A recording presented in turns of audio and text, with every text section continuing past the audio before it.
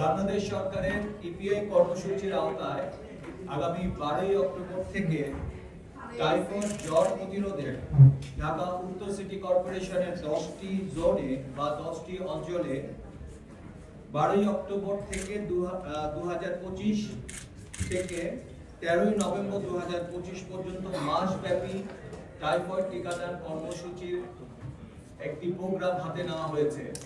এই প্রোগ্রামের আওতায় আমাদের টার্গেট হচ্ছে 12,49,609 জন শিশুকে টাইফয়েড ভ্যাকসিনের আওতায় আনা। ঢাকা উত্তর সিটি কর্পোরেশনের যে সকল শিক্ষা প্রতিষ্ঠান আছে সেই সকল শিক্ষা প্রতিষ্ঠানে প্রাক প্রাইমারি অর্থাৎ নার্সারি অথবা প্লে গ্রুপের ছাত্রছাত্রী থেকে শুরু করে নবম শ্রেণী পর্যন্ত সকল ছাত্রছাত্রীকে এই টিকাদান কর্মসূচির আওতায় আনা হবে। এই দুইটা ফেজে মাসব্যাপী এই টিকাদান কর্মসূচিটি অনুষ্ঠিত হবে।